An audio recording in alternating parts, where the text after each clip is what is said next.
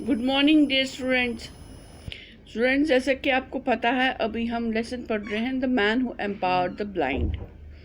तो इसमें हमने ये जो है लुई ब्रेल है उनकी कहानी पढ़ी। उनकी कहानी पढ़ रहे हैं जो कि एक ऑल से ब्लाइंड हो गए थे, अंधे हो गए थे।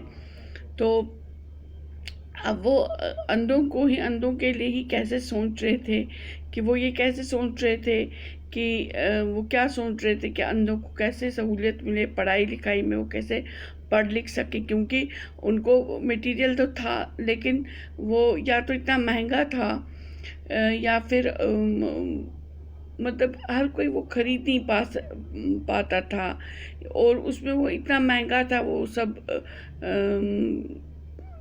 जैसे जो भी मटेरियल उनके पास पढ़ने का था तो वो इतना महंगा था कि हर को तो गवर्नमेंट भी उसमें ज़्यादा हेल्प नहीं कर रही थी कि उसमें ज़्यादा फिर पढ़ने का मटेरियल हो। तो बहुत कम किताबें थी जिस पे पढ़ सकते थे, इसलिए जो ब्लाइंड पर्सन्स थे, जो बेचारे आंखों से लाचार थे, अंधे लोग थे, तो उनके पास ज़्यादा रीडिंग मटेरियल या राइटिंग मटेरियल नहीं था। तो वो जैसे कि अगर हम सीखेंगे पढ़ना लिखना, हम बहुत कुछ पढ़ सकते लिख सकते, लेकिन उनके पास ये फैसिलिटी अभी पूरी तरह से नहीं आई थी। वो फ्रीली नहीं पढ़ लिख सकते थे जैसे कि आम आदमी एक पढ़ लिख सकता था। अभी भी वो अपने दोस्तों पे या अपने किसी करीबी पे निर्भर थे, डिपेंडेंट थे कि वो उनको कोई बुक या कुछ अखबार ये सब पढ़ के सुना सके। खुद वो एबल नहीं थे ये सब पढ़ने के लिए। तो सबसे पहले मैं आपको दिखाऊंगी, आपकी बुक में ये पिक्चर है, नीचे लिखा है एथने लेरॉक्स। तो ये जो एथने लेरॉक्स थे, इन्होंने ये इनका स्कल्पचर बनाया हुआ था। तो बाद में फिर इसकी फ़ोटो ली गई, इसकी फ़ोटो निकाली गई। ये 1900 कुछ में 4 की कुछ में इनकी ये उसी स्कल्पचर की फ़ोटो ली गई। तो पहले उसने इसकी मूर्ति बनाई थी जो कि आप देख सकते हैं, उसके चेहरे और उसकी पेट तक की मूर्ति बनाई हुई है। इसमें बाजू वगैरह नहीं है, बस ऐसे ही ऊपर से शॉल दिखाई है और ये मूर्ति पेट तक बनाई हुई है। तो ये लुई ब्रेल की बनाई है एथने लेरॉक्स ने। ठीक है बच्चों, तो अब हम ये आगे पढ़ते हैं। तो अब ये जो लुई ब्रेल था, ये कहता है there must be an easier way for the blind to read and write. कुछ ना कुछ आसान तरीका होगा ही अंधे लोगों के लिए जो कि जिससे वो पढ़ और लिख सकते हैं। आसान तरीके से वो पढ़ लिख सकते हैं, ऐसा कोई ना कोई तरीका होगा, कोई ना कोई रास्ता होगा। Young Braille said over and over again, और ये बार बार वो यही बात कहता था। और वो एक और बात कहता था, only books can free the blind. जो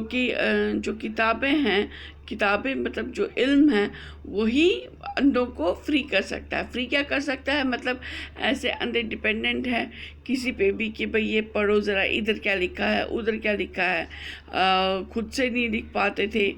तो पहले हमने ये भी सुना है, जब वो कोई एग्ज़ाम देते थे कोई ना कोई लिखने आता था, उनका पेपर लिखने आता था कोई ना कोई।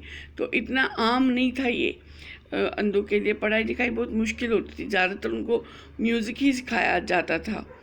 तो अब जो ब्रेल थे तो उन्होंने बहुत कोशिश की अंधों के लिए कुछ ना कुछ कर सके।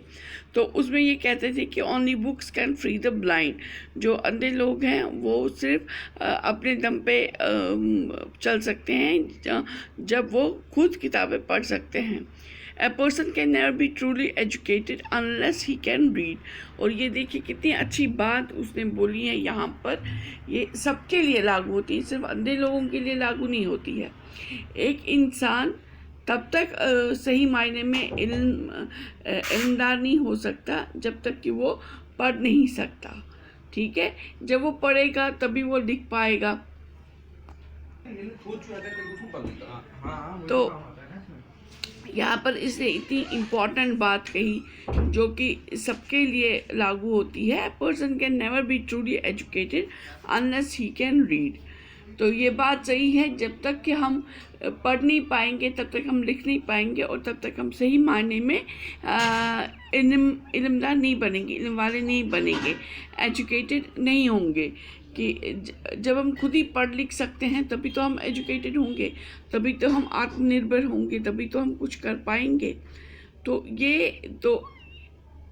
ये अंधा होके इसने कितना सोचा कि पढ़ाई कितनी ज़रूरी है, एजुकेशन कितनी ज़रूरी है।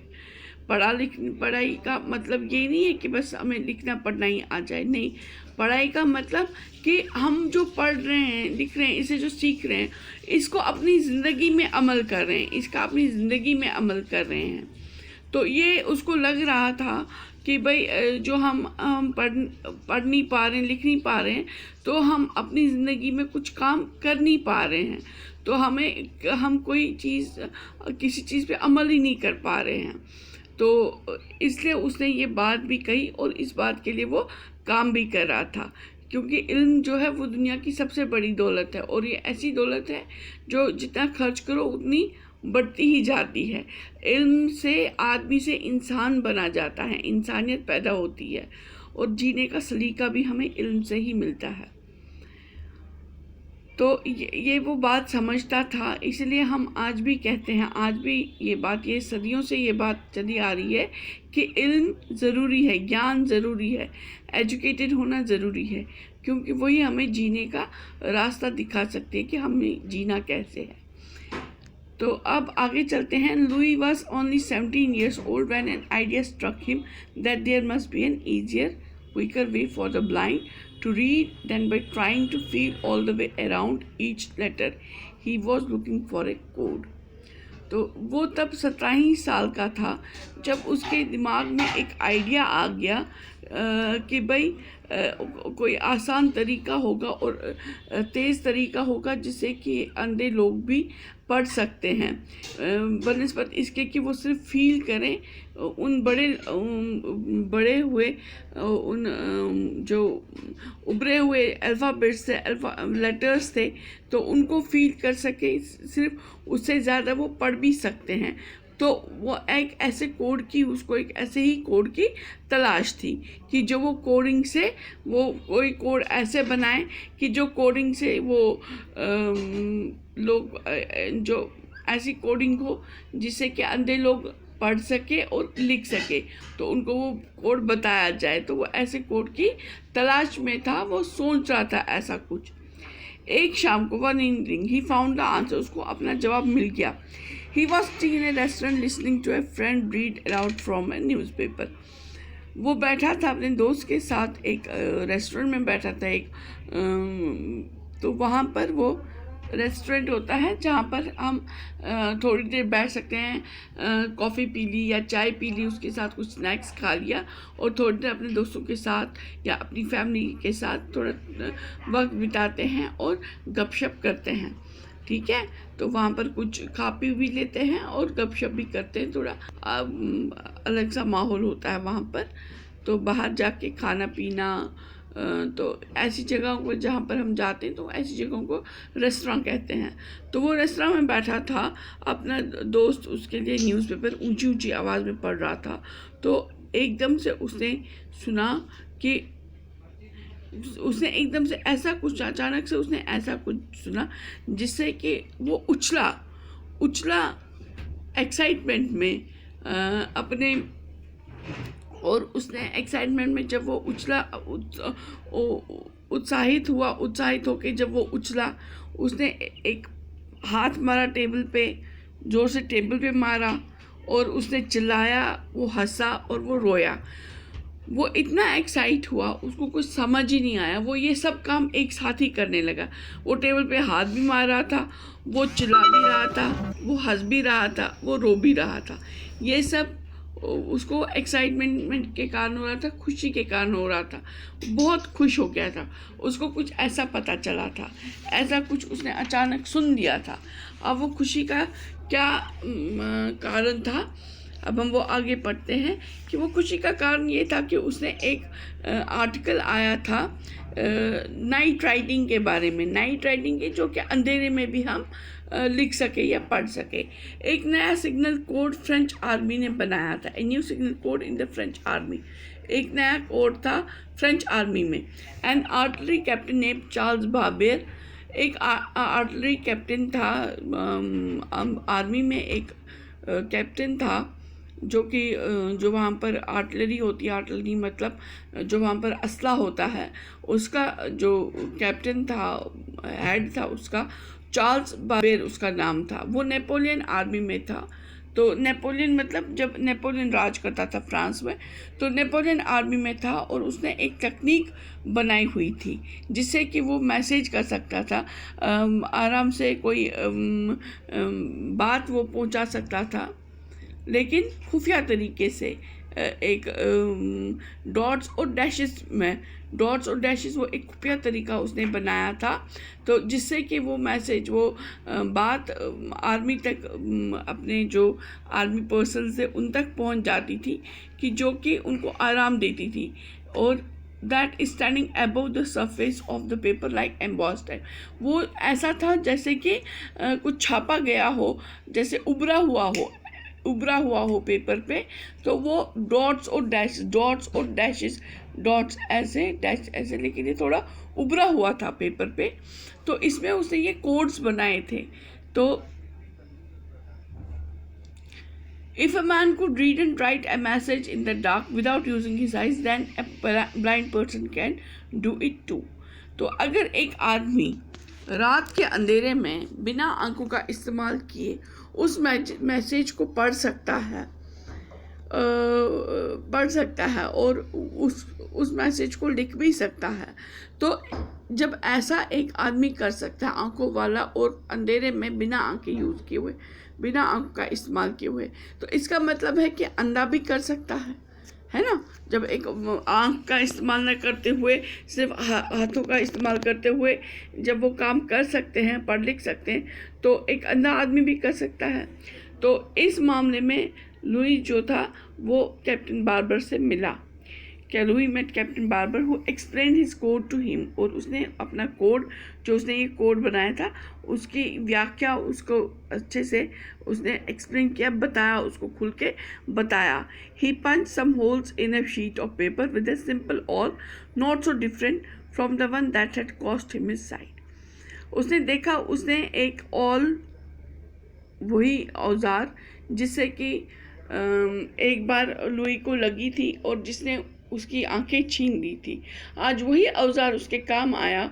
उसी औजार से उस कैप्टन ने पेपर पे कुछ पंच किया, कुछ होल्स बनाए, कुछ सुराग बनाए, और जिससे कि कोई एक मैसेज उसने लिख दिया, दिखा दिया कि कैसे एक मैसेज लिखा जाता है इस मशीन से। इस मशीन क्या थी? वो सिंपल औजार था, वो औजार जिसे कि लेदर वगैरह में या किसी में भी सुराग कर सकते हैं, वही एक औजार। और वो एक ऐसा औजार था जिसकी कीमत लुई की आंखें थी, क्योंकि उसी औजार से लुई की आंखें चली गई थी और उसने वो एक बहुत बड़ी कीमत अदा की थी।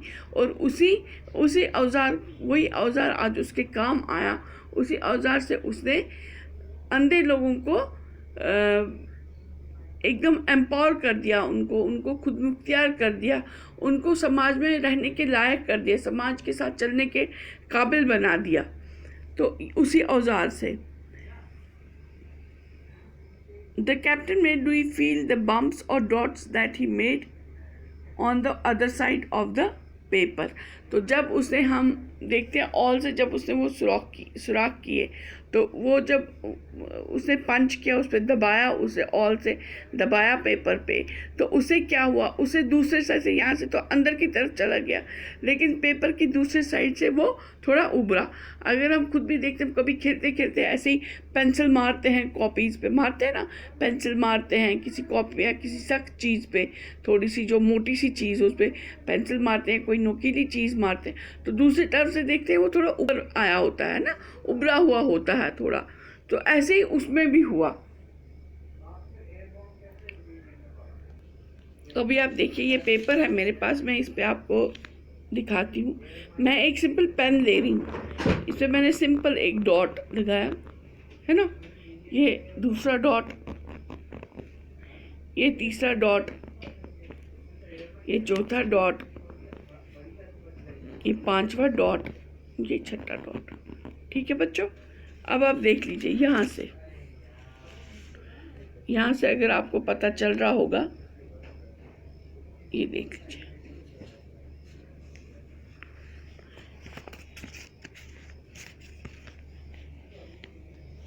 देख लीजिए आप, मैं बिल्कुल क्लोज में दिखाती हूँ। ये है ना, ये ये ये ये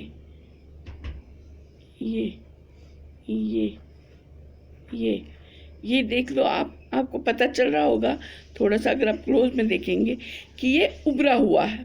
तो ऐसे ही उसने वो ऑल से किया, तो ऑल से उसने जब ये एक साइड से पेपर, मोटा पेपर लेकर उसने दबाया, उससे कुछ डॉट्स बनाए, कुछ एक मैसेज लिखा डॉट्स के रूप में, तो वो दूसरी साइड से उभर आया। तो यही उसने तकनीक अपनाई थी उस कैप्टन ने। तो वो इससे मैसेजेस लिखता था, कुछ सिंबल्स बनाए थे उसने, कुछ डॉट्स में उसने वो मैसेज ऐसे बनाया था कि वो एक सेट बनाया था डॉट्स का, जैसे कि 5 सेट बनाया था। मिसाल के तौर पे उसने 5 डॉट बनाए थे। 5 डॉट का मतलब था कि भाई आज हमें ये सामान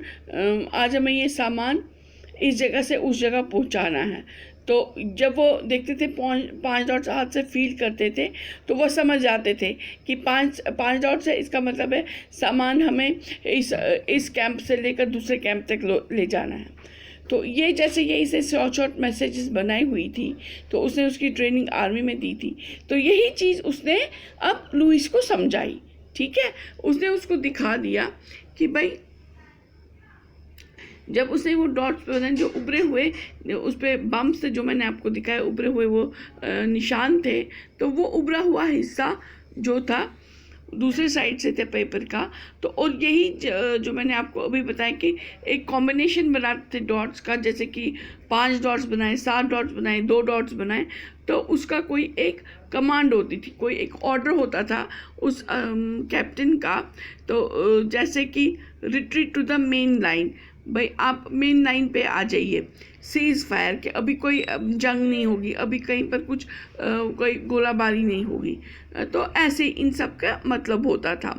तो अब इससे क्या हुआ, इससे जो लुइस ब्रेल था वो बहुत खुश हो गया, ओवरजॉय हो गया। Punching dots on paper was easy. जो हम पेपर पे डॉट पंच करते वो बहुत इजी था, कि जैसे कि उसने वो देखा था कि एम्बॉस करते थे वो पेपर पे, वो मोटे मोटे अल्फ़ाबेट्स लिखते थे, फिर उनको वो फील करता था, फिर उससे पढ़ते थे, उसको बहुत टाइम लगता था और वो कम से कम बहुत मोटा होना चाहिए था। लेकिन ये डॉट्स को छोटे छोटे डॉट्स थे, जैसे कि वो गुप्त मैसेज, वो सीक्रेट मैसेजेस लिखता था इस पर, वैसे यहाँ पर भी ये डॉट्स पेपर पे बनाना इजी था और तेज़ भी था और ये किफ़ायती भी था, ज़्यादा महंगा नहीं था ये। तो now he could figure out a way by which the blind might punch out all words in a code made of dots। तो अब उसको ये एक तरीका मिल गया जिससे कि जो अंधे लोग थे वो पंच कर सकते थे पेपर को और वो इससे कोड्स बना सकते थे, कोड्स में वो पढ़ लिख सकते थे।